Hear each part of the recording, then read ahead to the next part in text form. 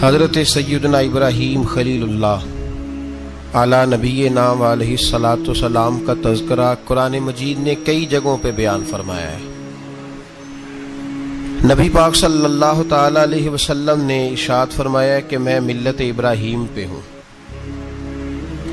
حضرت ابراہیم علیہ الصلاۃ والسلام کے سیرت کو، سوانح کو، ان کی زندگی کے واقعات کو قرآن مجید نے متعدد مقامات پہ بیان کیا ہے۔ انبیاء کرام علیہم السلام 1,24,000 کم و بیش ہوئے، لیکن دین اسلام میں نبی پاک علیہ السلام کی امت میں جو مقام حضرت ابراہیم کا ہے وہ بس انہی کا ہے۔ ان کی زندگی ایک بڑی خوبصورت، بڑی منفرد اور مسلمانوں کے لیے بڑی اسوہ نور دینے والی زندگی ہے۔ نبی پاک صلی اللہ علیہ وسلم نے فرمایا میں اپنے باپ حضرت ابراہیم کی دعا بن کے دنیا میں آیا ہوں۔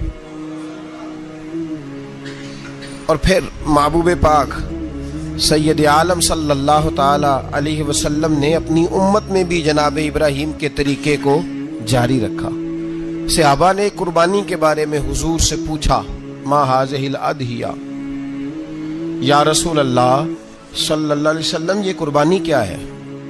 تو فرمایا سنت ابیکم ابراہیم، یہ تمہارے باپ حضرت ابراہیم کا طریقہ ہے، یہ تمہارے باپ حضرت، حالانکہ قربانی نبی پاک صلی اللہ علیہ وسلم کا بھی طریقہ ہے، لیکن فرمایا تمہارے باپ حضرت ابراہیم، حضرت ابراہیم کے ذکر کو باقی رکھا۔ اللہم صلی علی محمد وعلی آل محمد کما صلیت علی ابراہیم وعلی آل ابراہیم، ان کے تذکرے کو باقی رکھا دین کے اندر۔ حضرت ابراہیم بڑی امتیازی شان والے نبی ہیں، بڑی امتیازی شان والے۔ رب کریم کا وہ دوست جس نے کوئی چیز بچا کے نہیں رکھی، ہر شے ہی اپنے رب کی بارگاہ میں پیش کر دی۔ چند چیزوں سے انسان کو بڑا پیار ہوتا ہے، گھر اسے بڑا پیارا ہوتا ہے۔ وہ بڑا خوبصورت ہوٹل، 5 سٹار ہوٹل میں رہا، وہ اسلام آباد گیا، کسی سفر پہ گیا تو بڑے اعلیٰ قسم کے اس کو کھانے ملے، بڑی چیزیں ملی، لیکن کبھی دائیں کروٹ کبھی بائیں کروٹ۔ تو ساتھ بیڈ پہ دوست تھا تو اس نے کہا صاحب سو جاؤ، تو اس نے کہا یار جو مزہ اپنے گھر میں سونے کا ہے وہ کسی اور جگہ تھوڑی ہے۔ گھر بڑا پیارا ہوتا ہے، انسان کو لگاؤ ہوتا ہے، جس بے تکلفی سے، سکون سے، آرام سے انسان اپنے گھر میں وقت بتاتا ہے، کہیں اور مشکل ہو جاتا ہے۔ دوسرا، انسان کو اولاد بڑی پیاری ہوتی ہے، بڑی عجیب شے، نہ ہو تب بھی بڑا دکھ ہے، اور ہونے کے بعد بھی اس کی بڑی آزمائشیں، یہ بڑی ایک میٹھی چیز ہے۔ اولاد ایک بڑا عجیب سا میوہ ہے، پتہ نہیں یہ کس انجیکشن کا نام ہے کہ چھاتی پر چڑھ جائے تو اللہ سکون عطا فرما دیتا ہے، پتہ نہیں کس ٹھنڈی دولت کا نام رب کریم نے اولاد رکھا ہے، بڑی پیاری ہوتی ہے اولاد۔ پھر تیسری چیز انسان کی اپنی جان ہے، اور یہ اتنی قیمتی شے ہے کہ اللہ کریم نے فرمایا کہ اگر تیری گردن پہ کوئی آدمی پستول رکھ کے، تلوار تیرے گلے پہ رکھ کے کہے نا کہ رب کا انکار کر دے ورنہ مار دوں گا، تو فرمایا وقتی طور پہ میری ذات کا انکار کر پر جان بچا جا۔ اگر تم مرنے کے قریب ہو گیا ہے اور حرام شے کھائے بغیر تو بچ نہیں سکتا، مر جائے گا، تو فرمایا چل تو اس طرح کر حرام کھا کے جان بچا، پر جان بچانا فرض ہے، ضروری ہے۔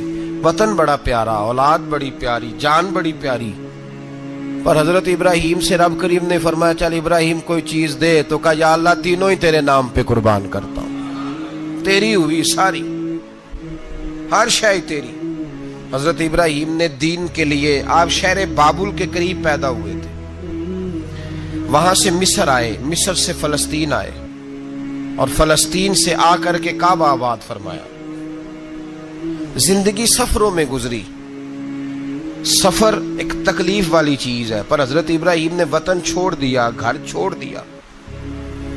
جان بڑی عزیز ہوتی ہے اصل میں نا، جب انسان جد و جہد کرتا ہے نا دین کے لیے تو اس کے رستے میں بڑی چیزیں آتی ہیں، کبھی اولاد، کبھی گھر، کبھی باہر، کبھی حکومتیں، کبھی سیاستیں، کبھی چدراہٹیں، اس کے راستے میں بڑا کچھ آتا ہے اور اسے ہر چیز کو فیس کرنا پڑتا ہے. گھر کے اندر بھی جنگ ہوتی ہے اور گھر کے باہر بھی لڑائی ہوتی ہے. یہ آسان ہے ہی نہیں. ہم تو خیر ہتھیار چھوڑ کے پھینکنے والے لوگ ہیں، ہم بھولے بھالے لوگ ہیں. ہم کہتے ہیں میں نے تو کہا تھا مہندی نہ کرو، پر بیٹے نہیں مانے، بولے جو ہوئے. اسی طرح حالانکہ اگر وہ بیٹا کہے نا کہ ابا جی لاؤ زندگی میں سارا کچھ میرے نام کرو، تو پھر ہم بولے نہیں ہوتے، اور اس وقت ہم تیز ہوتے ہیں، کہتے ہیں یہ کیسے ہو سکتا ہے، ہاتھ کاٹ کے دے دوں. اس وقت نہیں. دین کے معاملے میں بولے ہوتے ہیں. بیٹا بد مذہب کے پاس جا رہا ہے تو اس وقت ہم بولے بالے ہیں، کوئی عرض نہیں. لیکن اگر وہ اپنی پسند کی شادی کرے ہمیں کراس کر کے، پھر ساتھ ہی ہم تیز ہو جاتے ہیں. تو حضرت ابراہیم نے جب دین کے لیے نکلے تو جد و جہد کی، گھر کے اندر بھی گھر کے باہر بھی.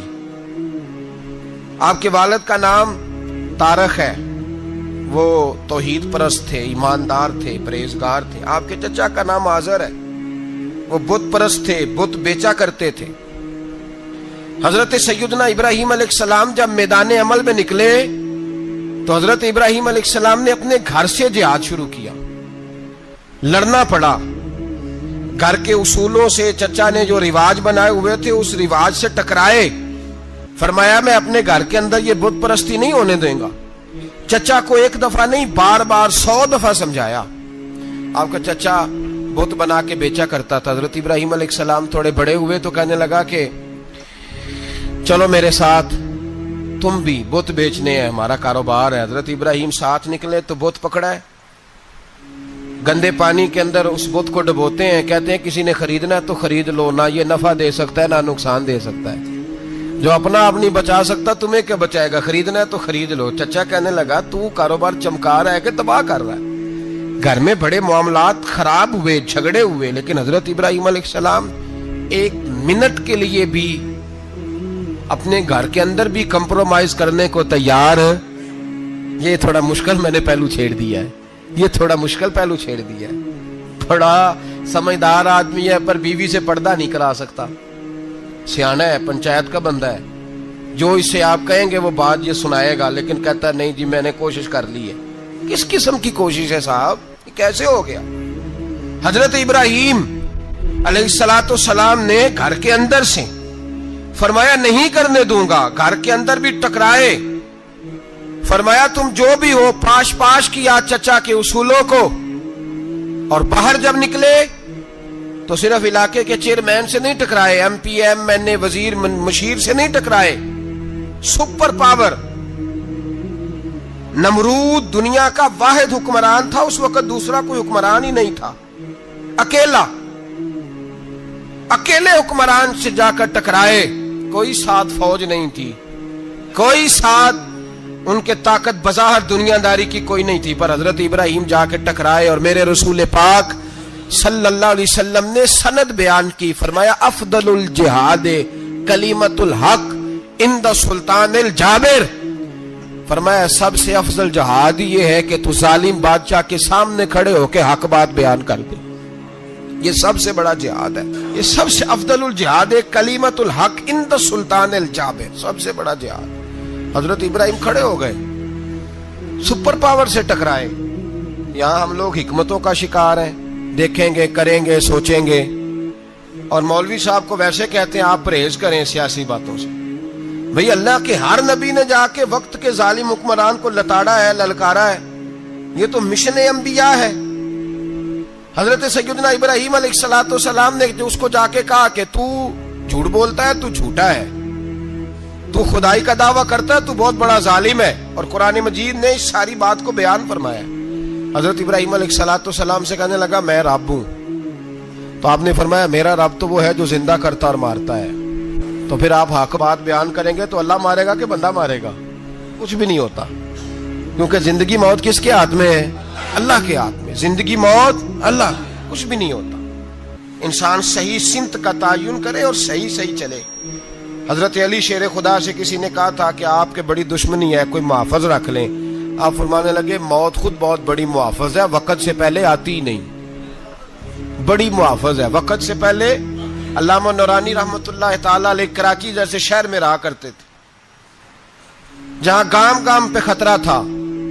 لوگوں نے کہا حضرت اتنے بڑے لیڈر ہو, آپ کی جماعت کی 62 سیٹیں ہوئی قومی اسمبلی میں, ایک ایسا وقت بھی آیا تو کوئی ایک آدمی بندوق والا, آپ فرمانے لگے مجھے ضرورت ہی نہیں, اس لیے کہ جس خدا رسول کے لیے میں نکلا ہوں وہ خود ہی حفاظت کرنے والے ہیں, ضرورت نہیں ان چیزوں.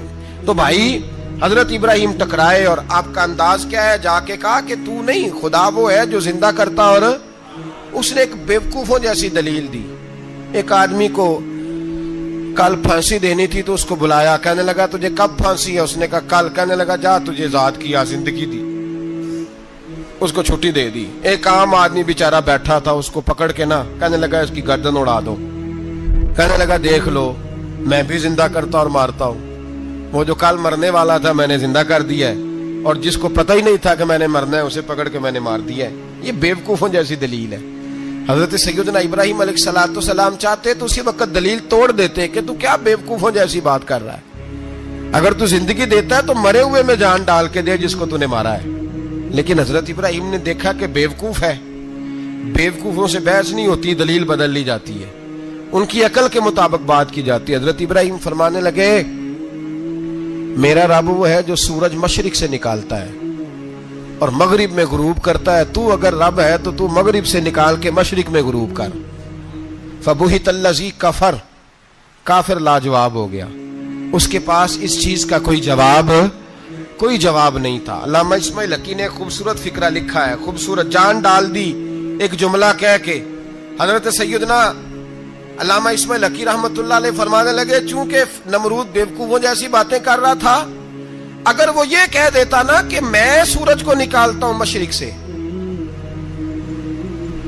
میں غروب کرتا ہوں معاذ اللہ مغرب میں میں نکالتا ہوں, تو آپ اپنے رب سے کہیے کہ وہ مغرب سے نکال کے مشرق میں غروب کرے. علامہ اسماعیل حقی فرماتے ہیں رب کریم کی آواز قدرت تھی, مالک حضرت ابراہیم علیہ السلام کے اس, اگر وہ کہہ دیتا اور حضرت ابراہیم دعا کر دیتے تو رب کریم نے فرشتوں کو تیار بٹھایا ہوا تھا. فرمایا اگر یہ کہہ دے میرے خلیل سے کہ سورج مغرب سے نکال کے مشرق میں غروب کرنا ہے تو تیار رہنا, جس طرح خلیل کہیں گے ویسے ہی کر دیں گے. واتخذ اللہ ابراہیم خلیلا, ابراہیم ہمارا دوست جو ہوا, جیسے کہے گا ویسے کر دیں گے. حضرت سیدنا ابراہیم علیہ السلام کی باتوں کا جب جواب نہ دے سکا, دلیل نہیں بندہ دیتا, پھر لڑائی کرتا ہے, پھر جھوٹے موٹے اعتراض کرتا ہے. دلیل ختم ہوتی ہے تو لوگ ذاتیات پہ اترتے ہیں, کہتے ہیں یہ کھانستا صحیح نہیں, دیکھتا صحیح نہیں. دلیل ختم, اب ذاتیات پہ اترے, کہنے لگے مجھے پتہ چلا ہے کہ یہ فلانی جگہ گیا تھا تو وہاں جا کے اس نے اس طرح کیا ہے. پھر لوگ ذاتیات پہ اترتے ہیں, جب دلیل کا جواب دلیل سے نہیں دے پاتے پھر ذاتیات پر اتر کر حملے کرتے ہیں. حضرت ابراہیم کے دلائل کا جواب نمرود نہ دے سکا تو کہنے لگا کہ اس کو آگ میں ڈال دو. قوم گئی ہوئی تھی ساری, آپ نے بات سنی ہوئی ہے, میں نے صرف اشارہ دینا ہے, میلے پہ.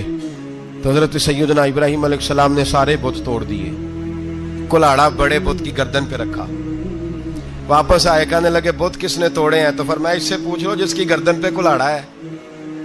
کہنے لگے یہ تو بول ہی نہیں سکتا. تو فرمانے لگے بڑے بیوقوف ہو, جو بولتا ہی نہیں, سنتا ہی نہیں, اپنا آپ نہیں بچا سکتا, اس کی پوجا کرتے ہو.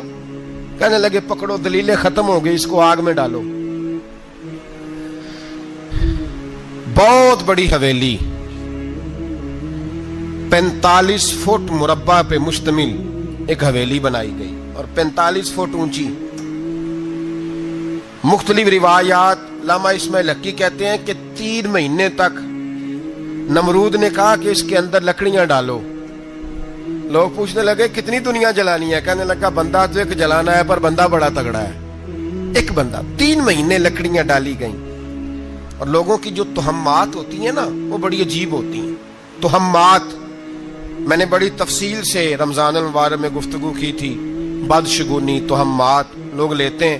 اس وقت بھی لوگ تہمات کا شکار ہو گئے. عقیدہ بگڑ جاتا ہے تو وہ عجیب و غریب باتیں کرنے لگتا ہے. تہمات کا شکار ہو گئے. بیبیاں نظر مانتی, میں بیمار ہوں, اگر صحیح ہو گئی تو اتنے من لکڑی دوں گی حضرت ابراہیم کی آگ جلانے کے لیے. ایک عورت لے کے جا رہی ہے لکڑیاں, تو ایک نیک دل آدمی نے اس سے پوچھا کہاں جا رہی ہو؟ کہنے لگی میں نے منت مانی تھی تو حضرت ابراہیم अलैहिस्सलाम को माज़ अल्लाह जलाने के लिए लकड़ियां लेके जा रही हूं, तो वो रब करीम के बंदे कहने लगे तू ढूंढती रहेगी, तुझे वो जगह मिलेगी नहीं। वो बीबी कई महीने घूमती रही, जगह ही नहीं मिली जहां लकड़ियां डालनी, मारी गई। तो हम्माद का शिकार हुए बहुत सारे लोग। तो हम्माद का भाई, तो हम्माद दीन के अंदर मना है। तो हम्माद दीन में कोई नजर मानना, कोई किसी बुजुर्ग के मजार पे जाके साले सवाब के लिए कोई चीज मानना, ये तो दुरुस्त हुआ।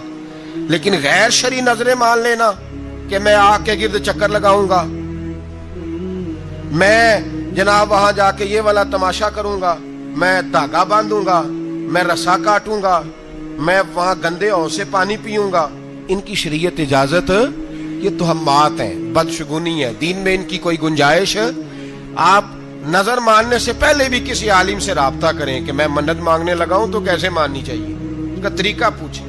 ऐसे ही गलत चीज की मन्नत थोड़ी मान ली जाएगी। बहरहाल आमदाम बरसरे मतलब हजरत इब्राहिम के लिए आग जलाई गई, 45 फुट ऊंची आग है, परिंदा भी ऊपर से गुजरता है तो नीचे गिर जाता है जल के। इतने दिन लगा के आग जलाई गई।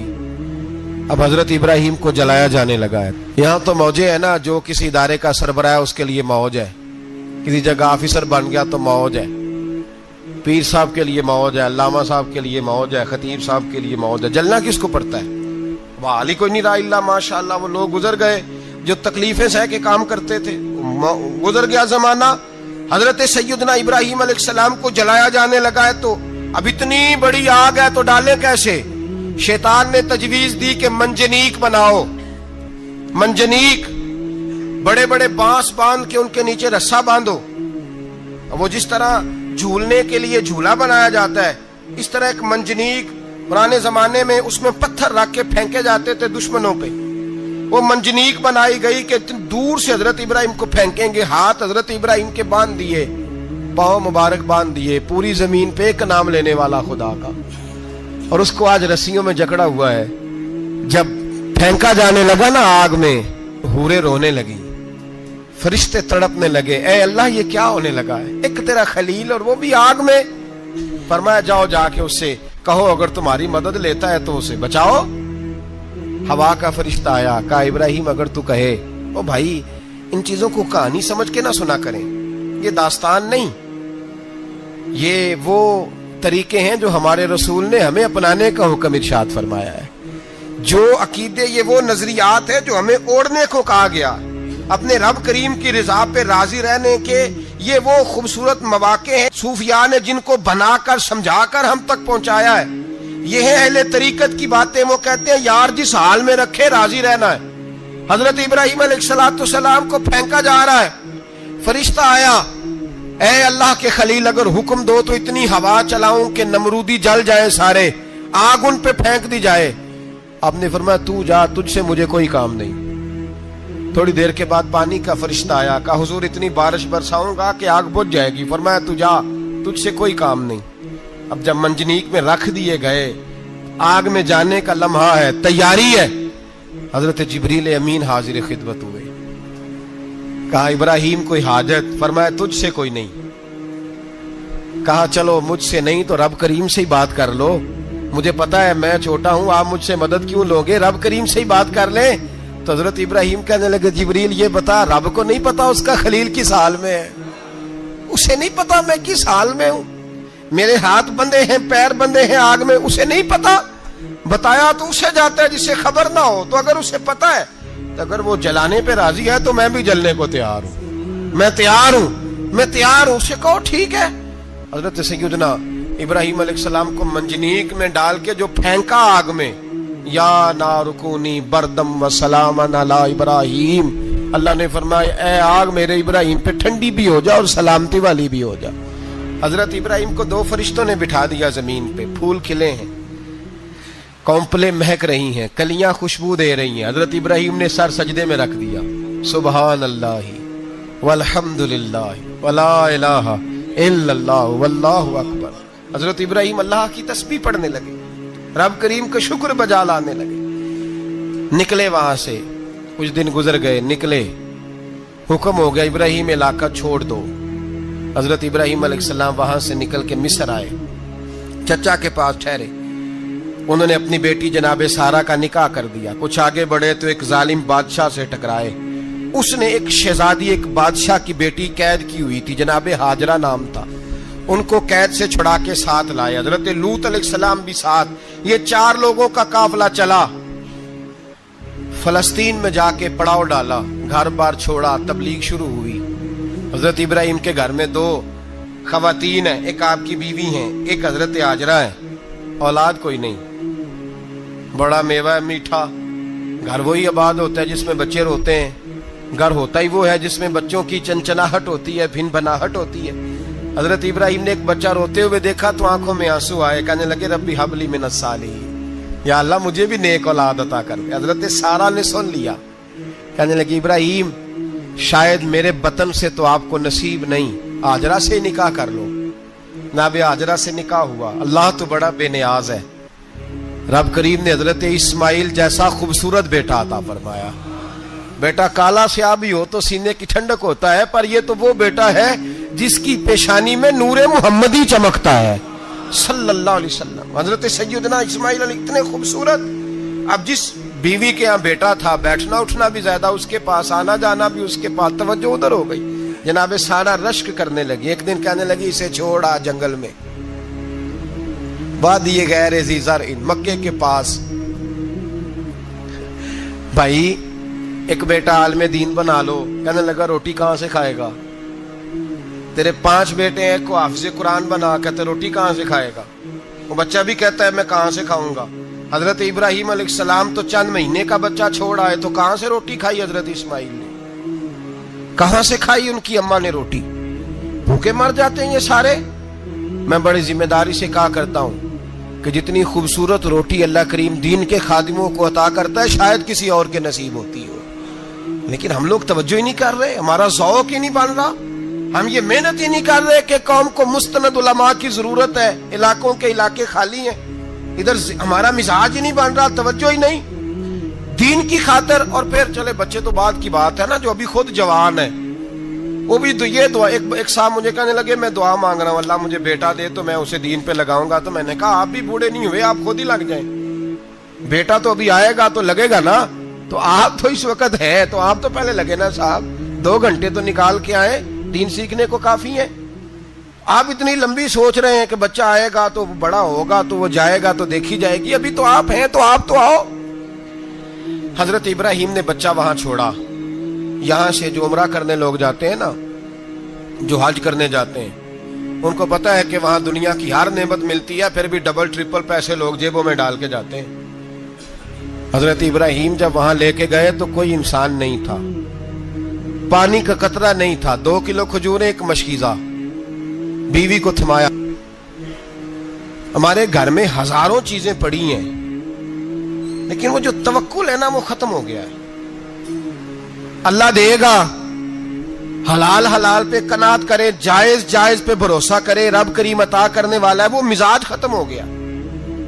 حضرت سیدنا ابراہیم علیہ السلام 2 کلو کھجوریں, ایک مشکیزہ پانی کا دے کر کے, اور وہاں بٹھایا آپ نے اپنے بچے کو اور اپنی زوجہ جناب ہاجرہ کو, اور بٹھا کر کے یہ واپس پلٹنے لگے. تو حضرت ہاجرہ سلام اللہ علیہ نے آواز دی, کہا ابراہیم کس کے سہارے پہ چھوڑ کے جا رہے ہیں؟ جہاں آب زمزم کا کنواں ہے نا, جو لوگ گئے ہیں انہوں نے صفا مروہ کی صحیح کی ہے, صفا مروہ سے باہر نکلے نا, سرکار کی ولادت کا مقام ہے, اس جگہ پہ آب زمزم کا کنواں تھا.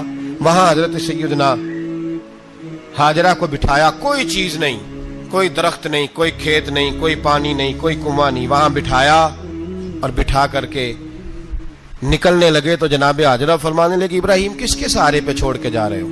کہنے لگی اللہ کے سہارے پہ. تو پاک باز بی بی نے ایک لفظ پوچھا, کہا ابراہیم یہ میرے رب کا حکم ہے؟ یہ میرے, بس جن کا عقیدہ توحید مضبوط ہو ان کے لیے ایک جملہ کافی ہوتا ہے, یہ میرے اللہ کا حکم ہے. تو جناب ابراہیم علیہ السلام فرمانے لگے ہاجرہ ہاں رب کا حکم ہے. جب یہ لفظ کہے تو چاہیے تھا نا حضرت ابراہیم تسلی دیتے, تو بی بی صاحبہ تسلی دینے لگی. عرض کرنے لگی ابراہیم اگر اللہ کا حکم ہے تو پھر آپ ہماری فکر نہ کرنا. اگر یہ رب کا حکم ہے تو پھر ہماری فکر نہ کرنا. جس رب نے ہمیں یہاں تک پہنچایا ہے وہ ہمیں کبھی بھی ضائع نہیں فرمائے گا. پھر فکر نہ کرنا، حضرت ابراہیم آ گئے، بات آپ نے سنی ہوئی ہے، اشارہ کرنا مقصود ہے۔ 13 سال میں چلے مان بھی لیا جائے بعض روایات کی روشنی میں کہ آتے جاتے بھی رہے، لیکن مکمل دیکھ بھال اپنے بچے کی پرورش میں پورا حضرت ابراہیم علیہ السلام کا کردار، سارا کردار ماں کا تھا۔ میں جب خواتین کے بارے میں کوئی بات کرتا ہوں تو میں آپ کو اکثر کہتا ہوں کہ یہ صرف بیوی کے لیے حکم نہیں ہوتا، یہ ٹریننگ بیٹی کو دینی ہے اور بہن کو دینی ہے، یہ تربیت کرے اپنے گھر میں۔ میں تجربے کی روشنی میں یہ بات عرض کیا کرتا ہوں کہ بھائی بچے باپ کے فرما بردار اس وقت ہوتے ہیں جب اماں انہیں باپ کا فرما بردار کرتی ہے، اور بچے باپ کے نافرمان بھی تب ہوتے ہیں جب اماں انہیں باپ کا۔ میں نے اپنے کانوں سے سنا ایک دفعہ ایک بچہ اپنے باپ سے کہہ رہا ہے آپ نے تو ساری زندگی باہر گزار دی، پیسے کمانا کون سا مشکل کام ہے، دکھ سکھ تو سارے اماں نے برداشت کیے، سکولوں میں وہ جاتی تھی، فلانا کام وہ کرتی تھی، فلانا کام۔ اب یہ سوچ اس کی ذاتی تو نہیں، یہ اس کو دی گئی ہے، اور اگر اس کو یہ سوچ دے دی جائے کہ اماں کہے کہ میں تو اپنوں میں رہی ساری زندگی، میں نے تو اپنوں میں وقت گزارا، اور تیرا باپ تو کئی دفعہ جنازے بھی نہیں پڑھ سکا، اس نے تو ماں باپ ایسے دفن کر دیے، وہ اگر یہ سوچ فراہم کرے تو پھر بچہ باپ کا فرما بردار ہوتا ہے۔ اور یہ والی روایتیں ہم بیوی کو سناتے ہیں، حالانکہ کس کو سنانی چاہیے؟ بولیے، بہن اور بیٹی کو۔ بہن اور بیٹی کو سنائیں یہ باتیں، ان کو سمجھائیں، تاکہ آگے جا کے وہ جو گھر ترتیب دیں وہ گھر بڑا عمدہ اور نکھرا ہوا ہو۔ حضرت سیدنا ابراہیم 13 سال کے بعد آئے، چونکہ گھر میں اللہ تبارک و تعالیٰ کی دوستی کا چرچا تھا، اللہ تبارک و تعالیٰ کی محبوبیت کا غلبہ تھا۔ 13 سال کے بعد فلما بالغ معہ السعی، بیٹا جب اتنا بڑا ہوا کہ سال چلنے لگا تو حضرت ابراہیم نے اپنے بیٹے کو بلا کے کہا بیٹا مجھے خواب آئی ہے، میں تجھے ذبح کر رہا ہوں، تیری کیا رضا ہے؟ تو حضرت اسماعیل کہنے لگے یا ابت افعل ما تؤمر، ابا جی اللہ جیسے حکم دیتا ہے میرے ساتھ ویسے ہی کریں، جیسے اللہ حکم دیتا ہے ویسے ہی، بولیے، ویسے ہی کریں۔ حضرت حاجرہ کو کہا کہ ایک دوست نے دعوت کی ہے تو وہاں جا رہے ہیں، بی بی مطمئن ہے، تفصیلات کی ضرورت نہیں، ختم بات، اعتبار ہے، مطمئن ہو گئی۔ شیطان پیچھے سے آیا اماں کے پاس، ذرا تھوڑی دیر کے لیے تصور جمائیے، یہاں تو پڑوسن آ کے کوئی بات بتا دیتی ہے خاوند کے بارے میں تو کئی مہینے جھگڑا جاری رہتا ہے، پڑوسن محلے دار۔ شیطان نے آ کے بتایا لفظ کیا ہے؟ کہا حاجرہ تمہیں پتا ہے کہاں جا رہے؟ کہا دوست کی دعوت میں۔ تو کہنے لگے دوست کون ہے؟ رب کریم، اور ابراہیم کا خیال ہے کہ اس رب نے مجھے حکم دیا ہے کہ میں ذبح کروں۔ تو حضرت حاجرہ کہنے لگی کبھی باپ بھی بیٹے ذبح کرتے ہیں؟ شیطان کہنے لگا ان کا خیال ہے کہ ان کے رب نے حکم دیا ہے۔ جناب حاجرہ فرمانے لگی اگر رب نے حکم دیا تو پھر تو مجھے شیطان لگتا ہے، تو مجھے شیطان لگتا ہے۔ کہا کیا مطلب؟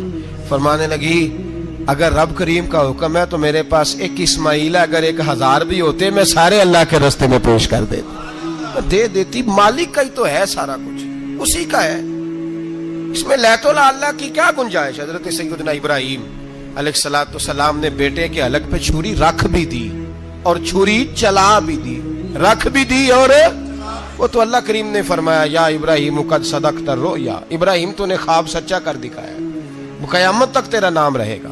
حضرت ابراہیم نے وطن بھی دیا، جان بھی دی، بیٹا بھی، اللہ کریم نے دمبے دیے، فرمایا یہ فدیہ ہے۔ اب یہ قربانی قیامت تک حضرت ابراہیم کے طریقے کے مطابق جاری ہے۔ حضرت ابراہیم بہت بڑے مہمان نواز تھے، بہت بڑے۔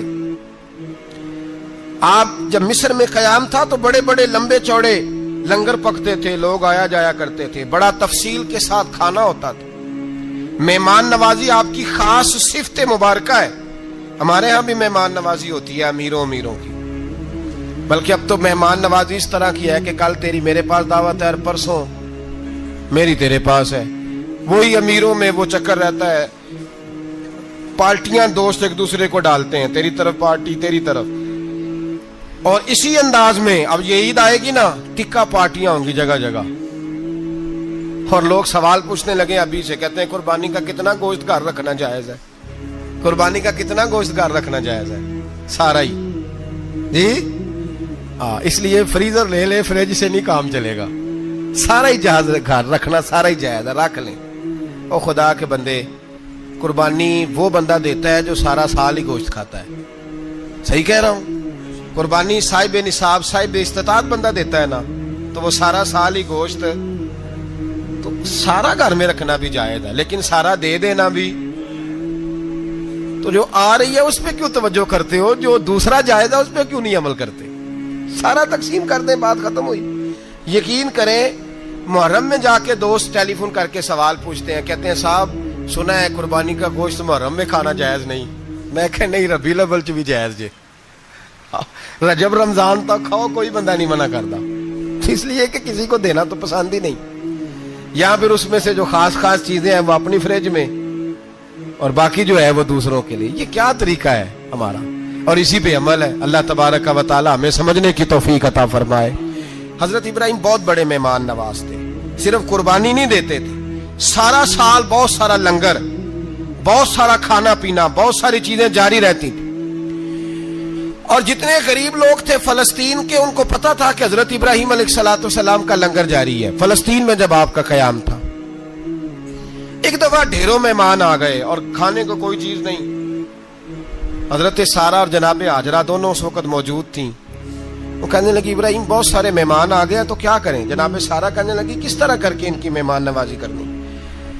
اور حالات یہ ہیں کہ قحط پڑا ہوا ہے فلسطین میں، مصر میں، دور دراز علاقوں میں۔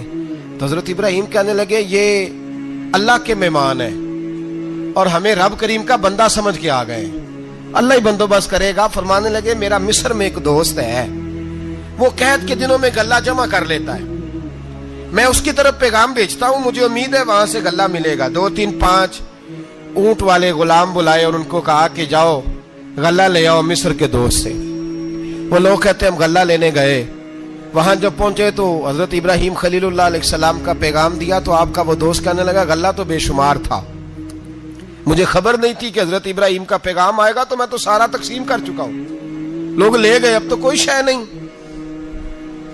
اب وہ خالی آ گئے، 5 کے 5 اونٹ۔ جب خالی آئے تو حضرت ابراہیم کی حویلی کی دیواریں چھوٹی چھوٹی تھیں، ان غلاموں میں سے، خادموں میں سے، آپ کے ان چاہنے والوں میں سے ایک کہنے لگا یار وہ غریب تو انتظار کر رہے ہوں گے کہ غلہ لینے گئے ہیں، ہمیں روٹی ملے گی۔ چھوٹی چھوٹی دیواریں ہیں، وہ جب دیکھیں گے نا خالی آ گئے تو انہیں تکلیف ہوگی، اس طرح کرو بوریوں میں ریت بھر لیتے ہیں، ریت بھر کے لے جاتے ہیں، بعد میں اندر رکھ کے انہیں سمجھا بہلا لیں گے یا حضرت ابراہیم کو بتائیں گے، وہ خود ہی ان لوگوں کی دل جوئی فرمائیں گے۔ اب غلہ کی جگہ ریت بھر کے اونٹوں پہ رکھ کے لائی گئی، لا کے بوریاں جب رکھ دی گئیں، حضرت ابراہیم علیہ السلام دوپہر کے وقت آرام فرما رہے تھے، بی بی سارہ اٹھی، کہتی ہیں جب میں نے دیکھا نا کہ بوریاں پہنچ گئی ہیں تو گئی، غلام کو ساتھ لیا اور اس کو جب کھولا نا تو کہتی اتنی حسین گندم میں نے پہلے کبھی دیکھی نہیں تھی، اتنا پیارا دانا میں نے کبھی ملاحظہ ہی نہیں کیا تھا۔ فرماتی ہیں جب اس کو پیس کر چکی میں روٹیاں پکائیں تو خوشبو دور دور تک پھیل گئی، اعلیٰ غذا بنی، بڑے بڑے کھانے بیویوں نے مل کے پکائے، چن دیے گئے۔ حضرت ابراہیم اٹھے تو لوگ کھانا کھا رہے ہیں، سجدہ شکر ادا کیا، اور جب سجدے میں گئے تو وحی آنے لگی، پھر رونے لگے۔ جب پلٹ کر باہر تشریف لائے تو جناب سارہ کہنے لگی ابراہیم تمہارا مصری یار بڑا اچھا ہے، اس نے اتنی اعلیٰ گندم بھیجی ہے کہ اتنی تو میں نے پیاری گندم کبھی دیکھی نہیں۔ جناب ابراہیم مسکرائے، فرمانے لگی سارہ یہ مصری یار نے نہیں بھیجی، یہ میرے عرشی یار نے بھیجی ہے، یہ میرے عرشی یار نے بھیجی ہے۔ بھائی مہمان نوازی مزاج تھا، ہاتھ لٹا دینا مزاج تھا، دوسروں کی اشک شوئی مزاج تھا۔ حضرت ابراہیم علیہ السلام کا طریقہ ہے قربانی، حضور نے ان کا طریقہ بیان کیا۔ اگر سال کے بعد قربانی دینا ان کا طریقہ ہے تو سارا سال غریبوں کو روٹی دینا بھی حضرت ابراہیم کا طریقہ ہے، سارا سال غریب کی نوکری کرنا یہ بھی حضرت ابراہیم کا طریقہ ہے، بھوکے کو کھانا کھلانا یہ بھی۔ میرے مصطفیٰ کریم سید عالم صلی اللہ علیہ وسلم سے صحابہ نے پوچھا حضور بہترین مسلمان کون ہے؟ بہترین مسلمان؟ تو حضور نے فرمایا جو سلام لینے میں پہل کرے اور غریب کو روٹی کھلانے میں سب سے اچھا ہو، وہ بہترین مسلمان ہے، زبردست مسلمان۔ ہمارے ہاں دعوتیں ہوتی ہیں تو امیروں کی، افطاریاں ہیں تو امیروں کی، اور میرے مصطفیٰ کریم علیہ السلام نے فرمایا بدترین دعوت ہے جس میں امیر بلائے جائے غریب نہ بلائے جائے، وہ بدترین دعوت۔ حضرت ابراہیم کا طریقہ رہا ساری زندگی مہمان نوازی. اور دوسرا ان کا مزاج تھا, اللہ سے پیار ہو گیا تھا نا. جب رب کریم سے محبت ہوتی ہے نا, اور محبت کا احساس ہوتا ہے دل میں, پھر سجدے لمبے ہوتے ہیں. عام آدمی تو نماز بھی نہیں پڑھ سکتا, اسے خدا سے محبت ہوتی ہے وہ تہجد بھی نہیں چھوڑ سکتا. وہ یہ محبت کی بات ہے نا, جس کو پیار ہوتا ہے اس کی تہجد بھی ہے, اس کی اشراق بھی ہے, چاشت بھی ہے, اس کے عمرے بھی ہیں, اس کے حج بھی ہیں, اس کے بار بار کعبۃ اللہ کے دیدار بھی ہیں. یہ محبت الہی ہے, جوش مارتی. ان لوگ سجدہ کرتے ہیں تو اٹھتے ہی نہیں. اللہ کے بندوں سے پیار کرتے ہیں, اللہ کی. حضرت ابراہیم کو رب کریم سے اتنی محبت تھی, اتنا پیار تھا کہ وہ آپ کی زندگی کے ہر پہلو سے چھلکتا تھا. ایک وقت ایسا آیا کہ اللہ تعالیٰ نے حضرت ابراہیم کو بہت زیادہ مال عطا فرمایا. اتنے اونٹ گنے نہیں جاتے, گائیں اتنی زیادہ کہ شمار نہیں ہوتی, بکرے بکریاں اتنی زیادہ کہ شمار, بہت زیادہ مال اللہ نے عطا فرمایا. اور ابھی کچھ عرصہ پہلے آپ پیچھے جائیں نا, تو جو لفظ مال تھا وہ روپے پہ تو بولا ہی نہیں جاتا تھا, وہ جانوروں پہ بولا جاتا تھا. بہت زیادہ مال اللہ نے دیا, بکریاں, گائیں, اونٹ, بیل, بڑا کچھ. تو رب کریم نے فرشتوں سے فرمایا کہ واتخذ اللہ ابراہیم خلیلا, ابراہیم میرا دوست ہے. تو فرشتے کہنے لگے یا اللہ جسے اتنا کچھ دیا جائے اس نے دوست تو بننا ہی ہوتا ہے, تو نوازا ہی پڑا ہے, اتنا مال, اتنے کھیت کھلیان, اتنا کچھ. اللہ کریم نے فرمایا جاؤ آزمائش کر لو, امتحان لے لو. فرشتہ امتحان لینے پہنچ گیا. حضرت ابراہیم کے جانور چر رہے ہیں چراگاہ میں, حضرت ابراہیم بھی ہیں, غلام بھی ہیں, بہت بڑا ریوڑ ہے. آپ تشریف فرمائیں. ایک فرشتہ آیا تو کھیت میں چھپ کے بیٹھ گیا اور بلند آواز سے کہنے لگا سبحان اللہ والحمد للہ ولا الہ الا اللہ واللہ. یہ تسبیح بڑی پسند ہے, محبوب نے ان کی فضیلت بیان کی. اب وہ حضرت سیدنا ابراہیم علیہ السلام کھڑے تھے تو وہ کھیت میں بیٹھ کے تسبیح پڑھنے لگا سبحان اللہ والحمد للہ ولا الہ الا اللہ. حضرت ابراہیم کہنے لگے یہ میرے رب کا نام کون لے رہا ہے, بڑی اس کی میٹھی آواز ہے, بڑی کون ہے. ڈھونڈنے لگے, گھومتے گھومتے اس کے پاس چلے گئے, فرشتہ انسانی شکل میں. تو میرے رب کا ذکر کر رہا تھا؟ اس نے کہا میں ہی کر رہا تھا. فرمانے لگے یار ایک دفعہ پھر نہیں کرتا. تو کہنے لگا ابراہیم پہلے تو میں اپنی مرضی سے کر رہا تھا, تو کہتا ہے تو پیسے لگیں گے, پیسے ہیں تو کر دیتا ہوں. حضرت ابراہیم کہنے لگے بول تو کیا لے گا, میرے اللہ کا ذکر سنانے کا کیا لے گا. کہنے لگا جتنی بکریاں آپ چرا رہے ہیں ساری دے دے تو میں اللہ کا ذکر سنا دیتا ہوں. آپ نے فرمایا بس جا تیری ساری ہوئی, میرے رب کا ذکر سنا. اور پھر شروع ہو گیا سبحان اللہ الحمد للہ ولا الہ الا اللہ واللہ اکبر. حضرت ابراہیم علیہ السلام کیف میں, یار پھر ذرا سنا, نہ علما وچ پھسا سانو, تو یار دی گل سنا سانو, ذرا دوبارہ سنا. پھر سنایا, ایک دفعہ پھر کہا. فرشتہ کہنے لگا بس جی آپ کے پیسے پورے ہو گئے. حضرت ابراہیم کہنے لگے چل ایک دفعہ اور سنا.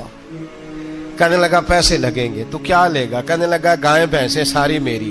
فرمایا بس یار اتنی قیمت, تو سنا صحیح, سارا کچھ ہی تیرا. پھر شروع ہو گیا سبحان اللہ والحمد للہ ولا الہ الا اللہ واللہ اکبر. گائیں دے دیں, بھینسیں دے دیں, وہ ذکر سناتا ہے. حضرت ابراہیم کبھی مچلتے ہیں, کبھی روتے ہیں, کبھی آہیں بھرتے ہیں. تو میرے رب کا نام لے رہا ہے, ذرا پھر سے لے. کیف جاری ہے. کہنے لگا بس بھائی. حضرت ابراہیم فرمانے لگے تو اور لے لے جو لینا ہے, مجھے ذکر سنا. اس نے کہا ابراہیم بکریاں میں لے چکا, گائے بھینسیں میں لے چکا, اونٹ رہ گئے, سارے لے لوں گا پھر ذکر سناؤں گا. فرمایا جا تیرا ہوا تو ذکر سناتا رہ, میں دیتا ہوں. دے دیا, کچھ دیر ذکر کیا تو اب خاموش ہو گیا. حضرت ابراہیم خلیل اللہ علیہ السلام فرمانے لگے ذکر سنا. کہنے لگا ابراہیم اب تیرے پاس دینے کو کیا ہے, ہر چیز تو میں لے چکا. آپ فرمانے لگے یہ گائے بھینسیں بکریاں چرانے کے لیے تجھے کوئی نوکر ملازم بھی تو چاہیے نا.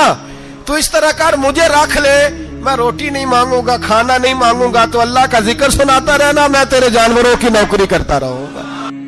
حضرت ابراہیم علیہ السلام نے جب یہ کہا نا, فرشتے کی آنکھوں میں آنسو آ گئے. تر دامنی پہ شیخ ہماری نہ جائیے, ہم دامن نچوڑ دیں تو فرشتے وضو کریں. فرشتہ رو پڑا اور کہنے لگا ابراہیم مجھے سینے سے لگاؤ, آپ واقعی اس قابل ہے کہ اللہ آپ کو اپنا دوست بنائے, واقعی اس قابل ہے کہ رب آپ کو اپنا. حضرت ابراہیم علیہ السلام کا خدا سے محبت کرنے کا نرالا انداز. اور میرے بھائی یہی محبت انہیں میرے مصطفیٰ سے بھی تھی. ایک نبی گھر بنا رہا ہے, دوسرا بنوا رہا ہے. حضرت اسماعیل علیہ السلام پتھر اٹھا اٹھا کے لا رہے ہیں, جناب ابراہیم بنا رہے ہیں. جب خانہ کعبہ بن گیا تو کہنے لگے ربنا وابعث فیہم رسولا, اے اللہ اب اسے بسانے کے لیے اپنا آخری رسول بھی عطا فرما. نبی پاک فرماتے ہیں میں دعا ہوں حضرت ابراہیم کی. یہ قربانی حضرت ابراہیم کا طریقہ ہے.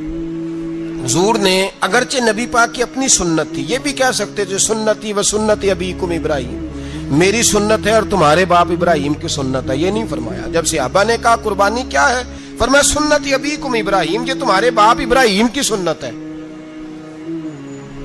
ہر صاحب نصاب پر قربانی واجب ہے. جو زکوٰۃ کا نصاب رکھتا ہو اس پر قربانی واجب ہے, یعنی ضروریات سے زیادہ اتنے پیسے جتنے پیسوں سے زکوٰۃ فرض ہوتی ہے اتنے پیسے جس آدمی کے پاس قربانی سے پہلے پہلے آ جائیں اس آدمی پر قربانی کرنا واجب ہے. بکرا, چھترا, دمبا 1 سال کا یا دمبا 6 مہینے کا ہو پر اتنا بڑا محسوس ہوتا ہو کہ لگے کہ 1 سال کا ہے, اس کی قربانی ہو سکتی ہے. جانور میں کوئی عیب نہیں ہونا چاہیے, اتنا کمزور نہ ہو کہ ذبح جہاں اسے کرنا ہے وہاں وہ چل کے جا نہ سکے, اتنا کمزور جانور نہ ہو, اس کے اندر بظاہر کوئی اتنا بڑا نقص نہ پایا جاتا ہو, کانا نہ ہو, لنگڑا نہ ہو, کوئی اس کی ہاتھ نہ کٹے ہوئے ہوں, ایسا نقص جو واضح ہو. بکرا 1 سال کا, گائیں اور بھینس یہ 2 سال کی, اونٹ 5 سال کا. اب اس میں یہ ہے کہ ہمارے بہت سارے دوست چونکہ ہم دیہاتی لوگ ہیں تو پوچھتے ہیں کہ دوندا نہیں ہے تو چوگا نہیں ہے, تو یہ ہماری پنجابی کی اصطلاحات ہیں. پنجابی کی شریعت اسلامیہ نے سال بتائے ہیں, یہ تو ہم نے اپنی آسانی کے لیے, یا دیہاتوں میں جو ماحول تھا اس طرح کا جانور لیں, خوبصورت جانور لیں. جو نصاب ہے وہ بھی میں نے آپ کو بتایا, لیکن ایک اور پہلو بھی ہے. نبی پاک صلی اللہ علیہ وسلم پہ زکوٰۃ کا بھی فرض نہیں ہوئی, کبھی حضور پہ زکوٰۃ فرض نہیں ہوئی. نبی پاک صلی اللہ علیہ وسلم کے پاس اتنا سرمایہ کبھی اکٹھا ہوا ہی نہیں کہ زکوٰۃ فرض ہو. لیکن نبی پاک کے صحابہ فرماتے ہیں کہ مدینے کے 10 سالوں میں اللہ کے رسول نے ہر سال قربانی فرمائی ہے, ہر سال قربانی دی. اور جس سال حضور حج کرنے گئے اس سال اللہ کے نبی نے 63 اونٹ ذبح فرمائے. اور حضور صلی اللہ علیہ وسلم جب اونٹ ذبح کرنے لگتے نا تو صحابہ کہتے ہیں اونٹ خود دوڑ کے حضور کے سامنے آ کے لیٹ جاتا, اور نبی پاک اسے ذبح کرتے اور فرماتے ہیں ایک دوسرے کو دھکے دیتے اونٹ کے, پہلے میں نے جانا ہے ذبح ہونے کے لیے, پہلے میں نے. انہیں پتا تھا کہ جو مصطفیٰ کے ہاتھوں ذبح ہوگا وہ تو دائمی زندگی پا جائے گا, یہاں بھی وہاں بھی زندہ. 63 اونٹ ذبح کیے. ایک اونٹ میں کتنی قربانیاں ہوتی ہیں؟ 7. اب 63 کو 7 سے ضرب دو گے تو کتنی بنے گی؟ اور پھر نبی پاک صلی اللہ علیہ وسلم نے 10 سال مدینہ منورہ میں قربانی دی, ہر سال. اب وہ 63 اونٹ, ایک اونٹ میں 7 قربانیاں, ہر سال یہاں قربانی. اور مولا علی شیر خدا فرماتے ہیں نبی پاک 2 قربانیاں دیتے. میں نے کہا حضور 2 جانور ذبح کر رہے ہیں آپ, تو حضور نے فرمایا ایک میری طرف سے ایک میری امت کی طرف سے, غریبوں کی طرف سے. اور حضرت علی کو حضور نے وصیت فرمائی تو 2 دیا کرے گا. یا رسول اللہ صلی اللہ علیہ وسلم میں غلام ہوں, خادم ہوں. حضور نے فرمایا علی ایک تو نے اپنی دینی ہے, ایک میری طرف سے دینی ہے. 2 قربانیاں. مولا علی نے بھی ساری زندگی 2 قربانیاں دی. حضرت علی بھی مال کے نصاب نہیں تھے, اپنا مکان ہی نہیں تھا, کوئی کاروبار نہیں تھا, کئی دن فاقے رہتے تھے, پر قربانیاں کتنی دیتے تھے؟ 2. ہمارے پاس ویسے اگر سسرال میں, میکے میں, کزنوں میں کچھ شادی ہو جائے تو 50-60 ہزار کا خرچہ برابر ہے, وہ پکا ہے. اور قربانی کی باری غریب ہو گئے, سارے غریب ہو گئے. کہتے نہیں یہاں مشکل ہے. او خدا کے بندے, اللہ کے ساتھ تجارت کر, اس کے رستے میں 1 دے گا, رب تجھے 70 گنا اضافہ کے ساتھ عطا فرمائے گا. قربانی مال کے نصاب پہ ہے. کوشش کیا کریں کہ اللہ کے رستے میں جب دینا ہو پھر لیت اللہ سے بچیں, خوبصورت جانور لائیں. جن کو اللہ نے توفیق دی ہے ان کے لیے نصیحت ہے, جن کو اللہ نے توفیق دی. میں نے اپنے حضرت صاحب کو دیکھا ہے, وہ کہتے تھے کئی جانور اللہ نے بڑا نوازا ہے. کہتے ایک میرا ہے, ایک میرے ماں کا, ایک میرے باپ کا ہے, ایک میرے فلاں استاد صاحب کا, ایک میرے پیر صاحب کا ہے. یہ جانور غوث اعظم جیلانی کا نام کا دے رہا ہوں. اور پھر ایک بڑا خوبصورت جانور بندھا ہوتا اور حضرت خود ان کو چارہ ڈال رہے ہوتے. تو حضور یہ کیا ہے؟ فرمانے لگے یہ میں رسول اللہ کے نام پہ قربان کروں گا, یہ نبی پاک کے نام پر قربان کیا جائے گا. جن کو اللہ نے حیثیت دی ہے، وہ کوشش کریں اپنے محبوب کی طرف سے بھی قربانی کریں، نبی پاک کے نام کی قربانی دے، خوبصورت سا جانور پیارا، پھر اس کی خدمت ہو، پھر اس کی قربانی دی جائے اور نبی پاک کے نام پر قربانی دی جائے۔ حضور نے خود وصیت فرمائی حضرت ابو بکر صدیق کو، قربانی بڑا حسین عمل ہے، اور میرے نبی پاک صلی اللہ علیہ وسلم نے ناراضگی بھی فرمائی، ذرا خوگر حمد سے تھوڑا سا گلا بھی سن لے۔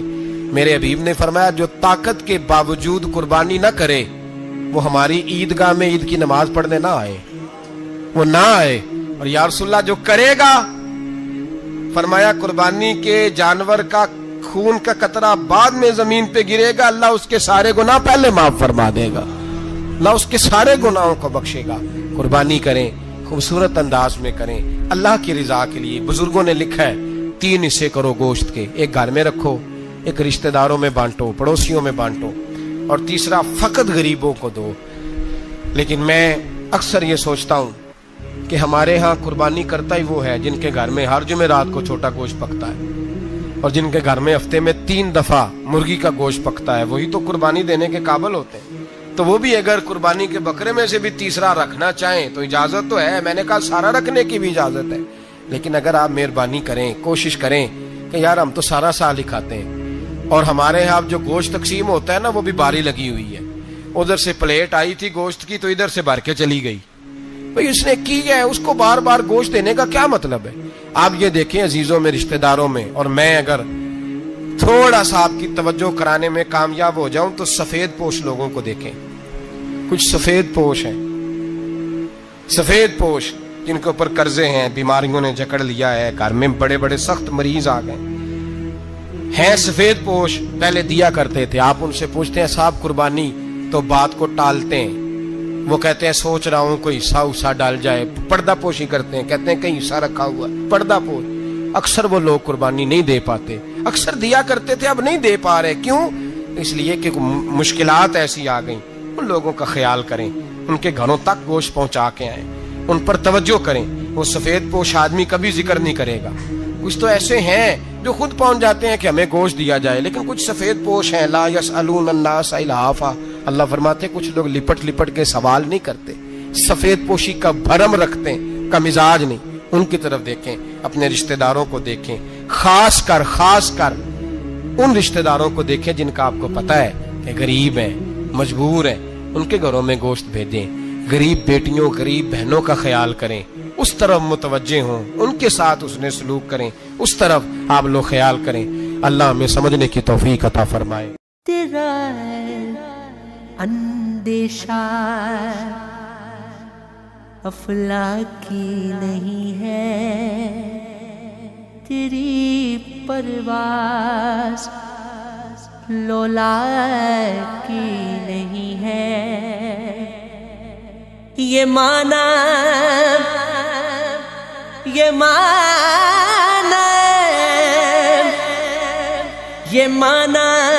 اصل شاہینی ہے تیری آنکھوں میں باقی نہیں ہے، وہ میرا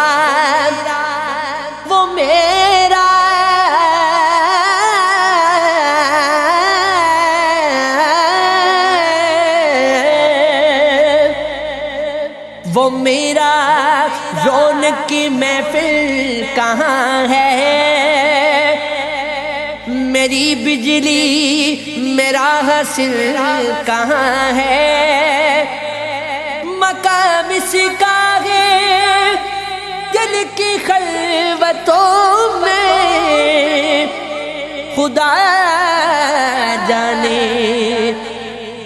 مقام دل کہاں ہے۔